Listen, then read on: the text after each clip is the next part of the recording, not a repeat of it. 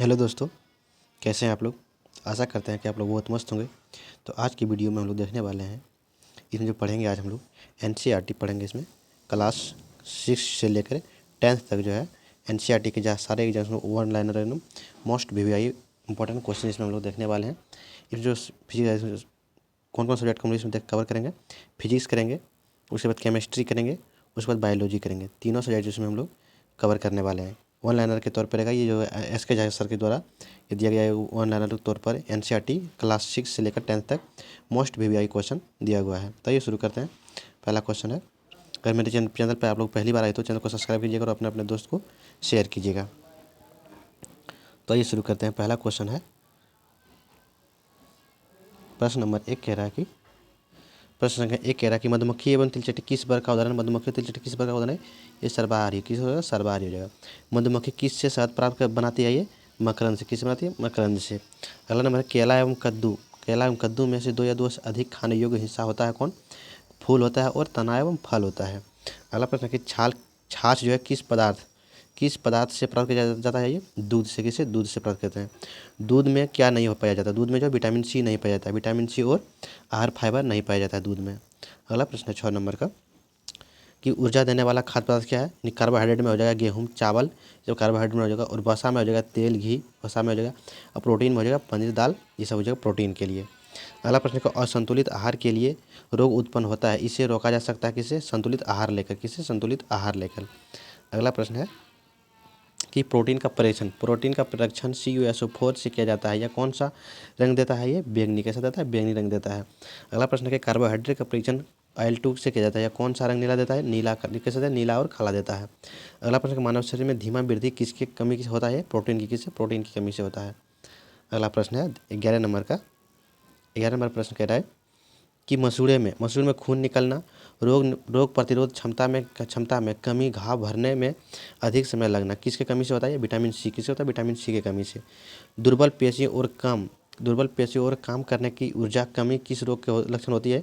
Berry vitamin B1 की कमी से होता है। अगला प्रश्न, पौधों के रेशा से बना वस्तु का उदाहरण कौन कौन सा? जूट और थैला। कैसे? जूट का थैला हो जाएगा। अगला है, प्राचीन काल में कपड़ा के रूप में प्रयोग होता था क्या? जानवर की खाल, रफ तथा पेड़ों की पत्तियाँ। अगला प्रश्न है 15 नंबर का कि प्रथम कृत्रिम रेशा क्या था? ये नायलॉन। कौन था? नायलॉन था। अगला है, किस पदार्थ से बने कपड़े में जीवंत रंग एवं चमक होता है? ये रेशम। किस में होता है? रेशम में। अगला प्रश्न है कि जूट के किस भाग से जूट फाइबर प्राप्त किया जाता है? ये तना से। किसी? तना से। अगला प्रश्न, रेशा की प्राप्ति कपास के लिए किस भाग से किया जाता है? ये फूल से। किसे? फूल से करेंगे। कपास की खेती की जाती है कहाँ? काली मिट्टी में। कहाँ कहते हैं? काली मिट्टी में। अगला प्रश्न है, कपड़ा प्राप्त करने का क्रम क्या है? कपड़ा जो प्राप्त करने का क्रम होता है, ये होता है, पहले जो है फाइबर होगा, फिर उसके बाद यर्न होगा यानी कि धागा बनेगा, उसके बाद कपड़ा बनेगा। अगला प्रश्न है, अधिक मात्रा उद्योग में कपड़ा प्राप्त करने के लिए सूत को बुना जाता है किसमें? करखे में। करखे में। अगला प्रश्न, घर पर कम मात्रा में कपड़ा प्राप्त करने के लिए रेशा से धागा किससे बनाया जाता है? ये चरखा से। किससे बनाया जाता है? चरखा से बनाया, जो गांधी जी का चरखा था।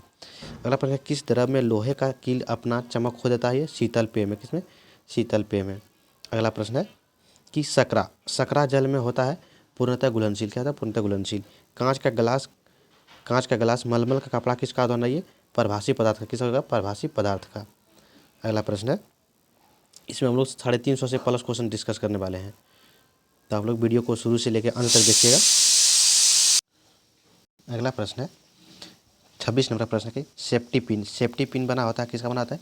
स्टील और प्लास्टिक का। किसका? स्टील और प्लास्टिक का। अगला प्रश्न है, कार का फ्रंट ग्लास किस पदार्थ का बना होता है? ये पारदर्शी। किसका? पारदर्शी का। अगला प्रश्न, कुछ सब्जियां जैसे आलू, भिंडी, बैंगन आदि को अलग किया जाता है, किससे करेंगे? हस्तचयन विधि द्वारा। किससे? हस्तचयन विधि द्वारा। अगला प्रश्न है, सूखे पौधों की डंडियाँ से अनाज को अलग करने की विधि को क्या कहते हैं? थ्रेसिंग। क्या कहते हैं? थ्रेसिंग कहते हैं। अगला प्रश्न है 30 नंबर का प्रश्न है। अगला प्रश्न है कि हवा के सहायता से अनाज को भूसी को अलग किस विधि से किया जाता है? निष्पासन विधि। किसे? निष्पासन विधि से।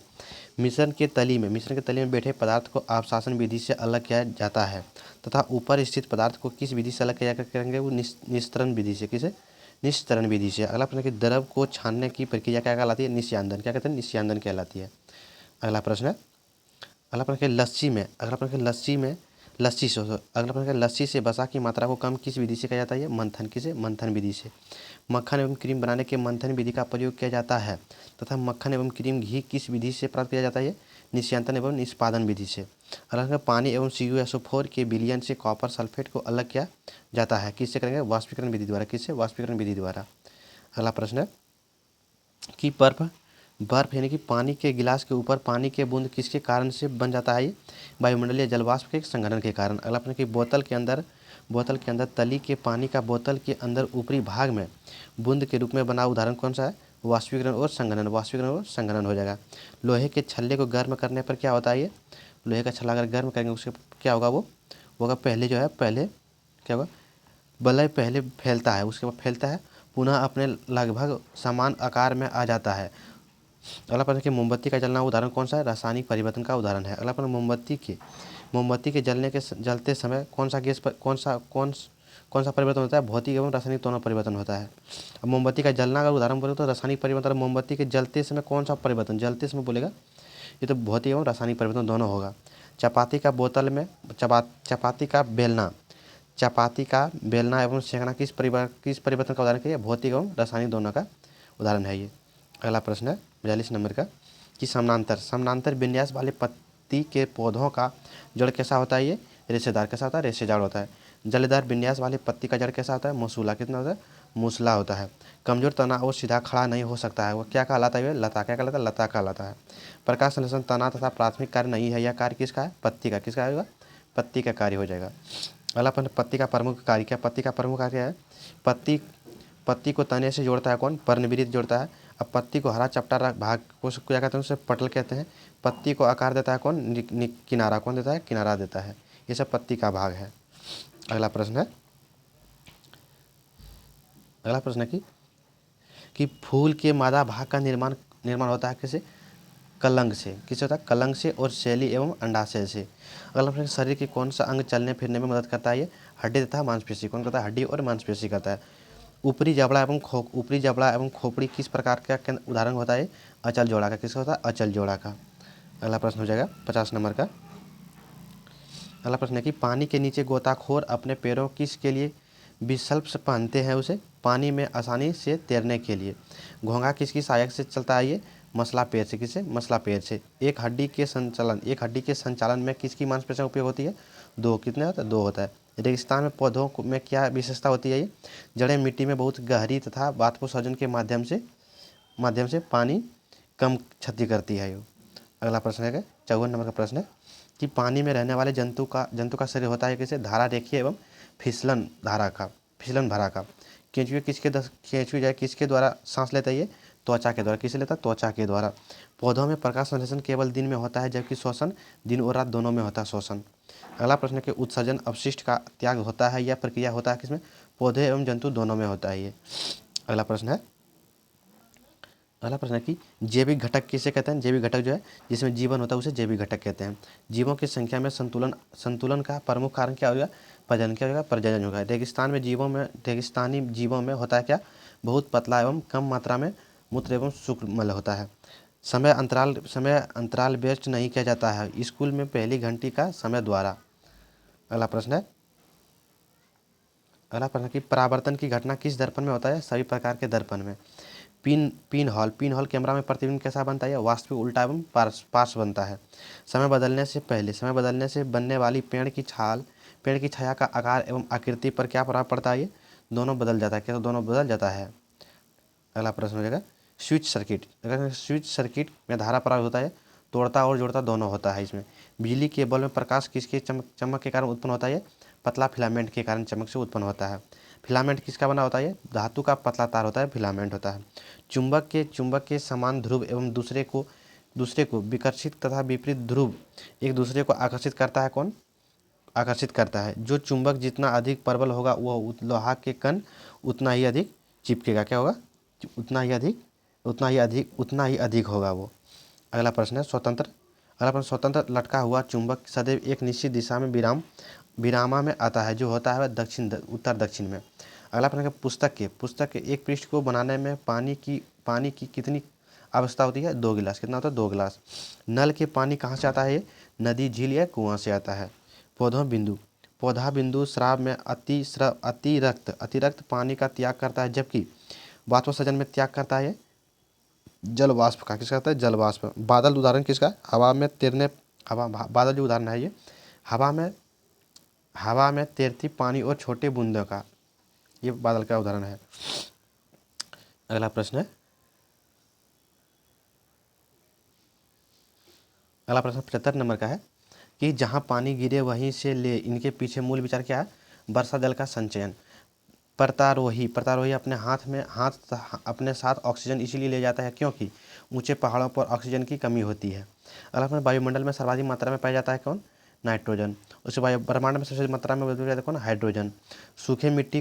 अगला प्रश्न, सूखे मिट्टी को पानी में डालने से बुलबुले में आ जाता है क्या? मिट्टी में उपस्थित वायु के बाहर निकलने के कारण। अगला प्रश्न 80 नंबर का प्रश्न है, केंचुओं की सहायता से कंपोस्ट तैयार करने की विधि को क्या कहते हैं? ये कृत्रिम खाद। क्या कहते हैं? कृत्रिम खाद। रसोई कचरे का खाद में बदलना सही क्रम कौन सा होगा? पहले गड्ढे के तल को रेत से ढक देंगे, उसके बाद कचरे को गड्ढे में डालेंगे, उसके गड्ढे को बोरिया घास से ढक दें और कड़ी डालें, कड़ी डालें। अगला प्रश्न है 82 नंबर का कि वे जीव जो प्रकृति रूप से कच्चे माल का उपयोग करके अपना भोजन प्राप्त करते हैं वह कहलाता है कौन? स्वपोषी। कौन कहते हैं? स्वपोषी कहते हैं उसे। किसकी उपस्थिति में प्रकाश संश्लेषण होता है? CO2 और H2O के सूर्य प्रकाश व क्लोरोफिल के उपस्थिति में प्रकाश संश्लेषण होता है। पिंचर प्लाट कीटों का फंसता है किसके कारण से? N2 की आवश्यकता के कारण। अगला प्रश्न हो जाएगा 85 नंबर प्रश्न हो जाएगा, दो जीवों के बीच संबंध दर्शाता है क्या कहते हैं? वो सहजीवी कहते हैं, सहजीवी कहते हैं। कौन सा दांत का जोड़ा संरचना में भिन्न लेकिन कार्य में समान होता है? चवर्णक और अर्धचवर्णक। आगे वाला दांत को बोल रहे हैं। पाचन तंत्र में किस भाग में पाचन नहीं होता है? ग्रासनली, बड़ी आंत व मलाशय में पाचन नहीं होता है। अगला प्रश्न है कि निगला हुआ भोजन आहार नाल में नीचे की ओर जाता है। भोजन नली की दीवार में पेशियों का संकुचन के द्वारा। छोटी आंत में किस भाग से पचे हुए भोजन का अवशोषण होता है? कहाँ होता है? बिली में होता है। अमीबा में बनावटी पेड़ का कार्य होता है भोजन और संचलन दोनों होता है। जुगाली करने वाले पशुओं में पोषण की प्रक्रिया सही क्रम क्या हो जाएगा? जो जुगाली करता है पशु उसके बाद सबसे पहले वो निगलता है, फिर आंशिक पाचन करता है, फिर जुगाली करता है, उसके बाद पूर्ण पाचन होता है। अगला प्रश्न, मानव शरीर में किसका पाचन नहीं होता है? ये सेलुलोज का पाचन जो है नहीं होता है। रेशम का रेशा प्राप्त किया जाता है कोकून से। किसे? कोकून से। चयनात्मक प्रजनन की एक प्रक्रिया जिसमें होती है वो वांछित गुणों वाले माता पिता का चयन करना। अगला प्रश्न हो जाएगा 95 नंबर का कि पौधों से प्राप्त रेशा सेल्यूलोज का स्रोत जो जानवर से प्राप्त रेशा वही ऊन से निकलता है प्रोटीन। क्या निकलता है? प्रोटीन निकलता है। अम्ल का जल में विलीन बनाने का सही तरीका क्या है? पानी में एसिड, ना एसिड में पानी। अलावा प्राकृतिक अम्ल क्षार सूचक किसका है? प्राकृतिक अम्ल जो है क्षार सूचक किस है? हल्दी हो जाएगा, फिर लाल गोभी, फिर पत्ता, फिर परटूनिया का पत्ता, फिर गुलहर का फूल या लिटमस आदि। ये है प्राकृतिक अम्ल क्षार सूचक का उदाहरण है। ये कृत्रिम अम्ल क्षार सूचक का उदाहरण कौन सा? मिथाइल ऑरेंज, फेनेप्थलीन आदि हो जाएगा कृत्रिम अम्ल क्षार सूचक का ये सब उदाहरण हो जाएगा। अगला प्रश्न है, ये कुछ संकेत दिया है लिटिल जो उसको आप लोग देख लेंगे ध्यान से इसको। उसके बाद अगला नंबर 99 नंबर का प्रश्न है कि मिट्टी में क्षारीयता को कम करने के लिए उसे मिलाया जाता है किससे? कार्बनिक पदार्थ जिसको अम्ल कहते हैं। लिटमस पत्र प्राप्त किया जाता है किससे? काई से। गैल्वेनाइजेशन से किससे बचाया जा सकता है? लोहा को। भौतिक एवं रासायनिक परिवर्तन होता है किसमें? ऊष्मीय उत्कर्मीय में। अगला प्रश्न है कि अवस्था यानी ठोस द्रव गैस अवस्था कितना होता है? 3 होता है। ठोस द्रव गैस होता है में परिवर्तन कौन सी अभिक्रिया होती है? भौतिक अभिक्रिया। किससे? भौतिक अभिक्रिया। लवणयुक्त जल जंगल लगने के दर को क्या कहते हैं? प्रभाव डालते हैं उसे बढ़ाता है। क्या होता है? बढ़ता है। मौसम बुलेटिन में प्रदर्शित अधिकतम तौर पर न्यूनतम तापमान कितना होता है? दिन और रात का होता है। जलवायु क्या है? कई वर्षों का औसत मौसम को क्या कहते हैं? जलवायु कहते हैं। अगला प्रश्न है मरुस्थलीय जलवायु कैसी होती है? गर्म और सूखा होता है। आग लगने की स्थिति में फायर अलार्म आमतौर पर धुएं का पता लगाता है। इसे क्या कहते हैं? छत पर। इसे कहाँ लगाया जाता है? छत पर लगाया जाता है। समुद्री समेत दिशा कहाँ होती है? घड़ी के विपरीत दिशा में। गंगा नदी में अधजली लाशों के कारण कौन सा जीवाणु उत्पन्न होता है? कॉर्लिफॉर्म। कौन होता है? कॉर्लिफॉर्म होता है। अगला प्रश्न हो जाएगा जंगल में। अगला प्रश्न कि जंगल के मिट्टी में पानी एवं पोषक तत्व की मात्रा होता है भरपूर यानी कि अधिक होता है। मिट्टी के किस परत में पानी एवं खनिज की उपलब्धता अधिक होती है? ए यानी कि ऊपरी मिट्टी में। हालांकि मृदा संरक्षण का मुख्य उद्देश्य किससे बनता है? उस ऊपरी मिट्टी में। अवायवीय अनाक्षी शोषण का उत्पाद क्या है? इथेनॉल, एल्कोहल और लैक्टिक अम्ल होता है। अगला प्रश्न होगा 115 नंबर का मानव में ऑक्सी शोषण का उत्पादन कौन करता है? केवल लैक्टिक अम्ल। कौन करता है? केवल लैक्टिक अम्ल करता है। ये अनॉक्सी शोषण का कुछ उदाहरण आप लोग इसको देख लेंगे ध्यान से। अगला प्रश्न हो जाएगा 116 नंबर प्रश्न की सांस 116 नंबर प्रश्न की कि सांस छोड़ते समय पसलियाँ गति करता है नीचे और अंदर की ओर। केंचुआ एवं तथा मेढक अपनी त्वचा से सांस लेते हैं जिसके कारण दोनों जीव की त्वचा होती है नरम और पतला होता है। वह पेशीय नली जिसमें संचित मूत्र शरीर से बाहर निकलता है उसे क्या कहते हैं? मूत्र मार्ग कहते हैं। वह पेशी नली जिसमें कि मूत्र किडनी से मूत्राशय में आता है उसे कहते हैं मूत्र वाहिनी। क्या कहते हैं? उसे मूत्र वाहिनी कहेंगे। अगला प्रश्न 120 नंबर का प्रश्न है। अगला प्रश्न है कि रक्त और उत्तक या धमनी से शिरा में रक्त किसके माध्यम से जाता है? ये केशिका के माध्यम से। मानव शरीर में किस भाग में श्वेत ग्रंथि पाई जाती है? उसे होठ पे। कहाँ से श्वेत ग्रंथि कहाँ पे? होठ पे रहते। किस बल के द्वारा पौधों में पानी नीचे के ऊपर जाता है? सक्शन यानी कि चूसक बल के कारण। अगला प्रश्न हो जाएगा 123 नंबर का मछली में उत्परिवर्तन मछली में उत्सर्जित पदार्थ अमोनिया, क्षारीय अमोनिया, मछली में उत्सर्जित पदार्थ अमोनिया और पक्षी में यूरिया अम्ल। तो मानव में कौन सा अम्ल होता है? ये यूरिया। कौन होता है? यूरिया अम्ल होता है। पक्षी में यूरिक होता है। पौधों में कौन सा भाग मुख्य तो लैंगिक जनन के भाग लेता है? ये बीज एवं फूल। कौन लेता है? बीज और फूल लेता है। विभिन्न फूलों के अंडाशय हो सकता है एक से अनेक बीजांड के कारण। परागण क्या है? परागकोश के वर्तिका तक परागण का संस्थान को परागण कहते हैं। अगला में वास्तविक प्रतिबिंब बनता है कहाँ पे? वास्तविक प्रतिबिंब बनता है ये अवतल दर्पण एवं उत्तल दर्पण में। किस प्रकार के प्रतिबिंब को सदा पर्दा पर उतारा जा सकता है? ये केवल वास्तविक को जो है पर्दा पर उतारा जा सकता है। पृथ्वी पर 71% जो है 71% क्या है? लेकिन पीने लायक पानी 71% जल है लेकिन पीने लायक पानी कितना है? 0.006%। अगला प्रश्न हो जाएगा 130 नंबर प्रश्न है कि पृथ्वी के अंदर स्थित अलग अलग जल स्तर को क्या कहते हैं? जल तालिका। क्या कहते हैं? जल तालिका कहते हैं। संयुक्त राष्ट्र द्वारा प्रति व्यक्ति प्रतिदिन के लिए जल की न्यूनतम कितना होता है? 50 लीटर। एक व्यक्ति जो है एक दिन में 50 लीटर जल को खपत करता है। किसे हरा फेफड़ा कहते हैं? इसे जंगल को जो है हरा फेफड़ा कहते हैं।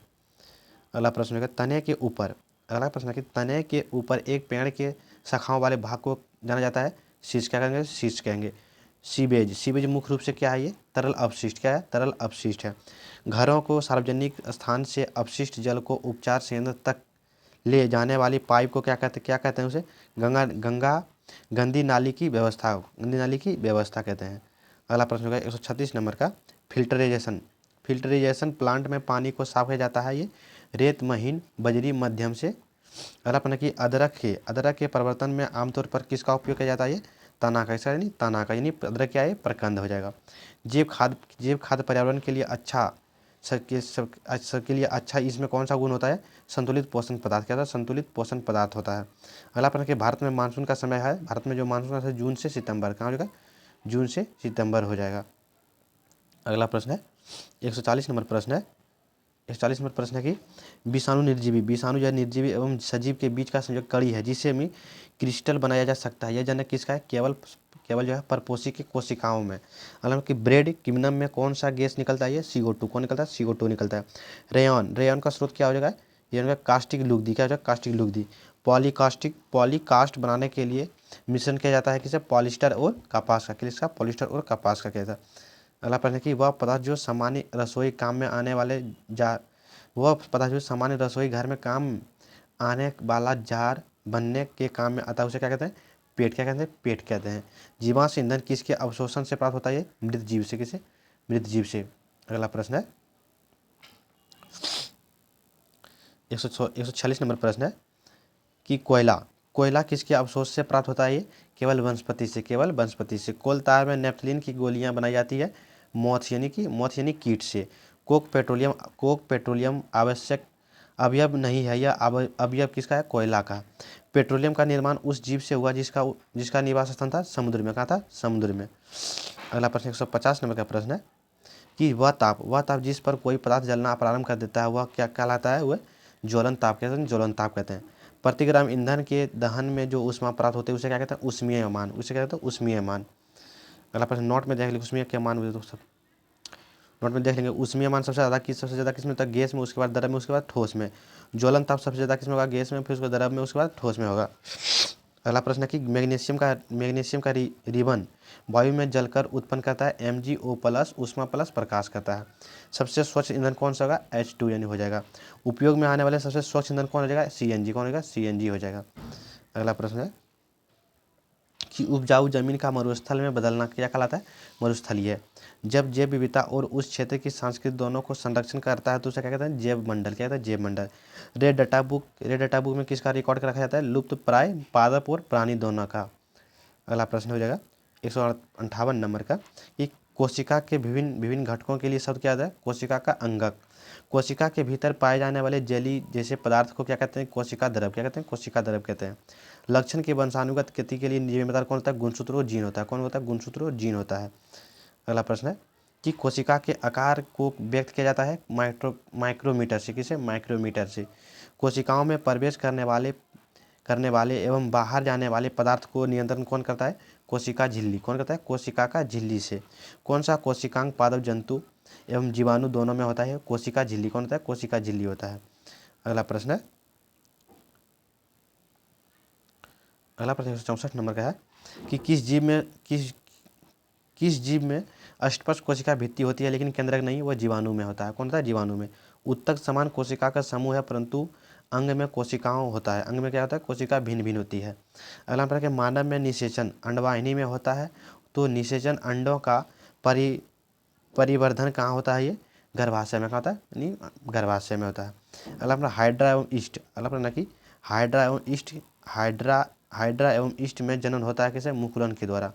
युग्मज निषेचन होकर युग्मनज बनता है तो युग्मनज विकसित होकर क्या बनता है? भ्रूण। क्या बनता है? भ्रूण बनता है। टेडपोल से मेढक में परिवर्तन कयांतरण कहलाता है। क्या कहते हैं? टेडपोल से जो मेढक में परिवर्तन होता है तो क्या कहते हैं? कयांतरण कहलाता है। वही कयांतरण के लिए आवश्यक तत्व क्या होता है? I2 यानी आयरन होता है। अगला प्रश्न कि जनन का वह प्रकार। अगला प्रश्न कि जनन का वह प्रकार जिसमें केवल एक जीव भाग लेता है उसे कहते हैं अलैंगिक जनन। किसे? अलैंगिक जनन।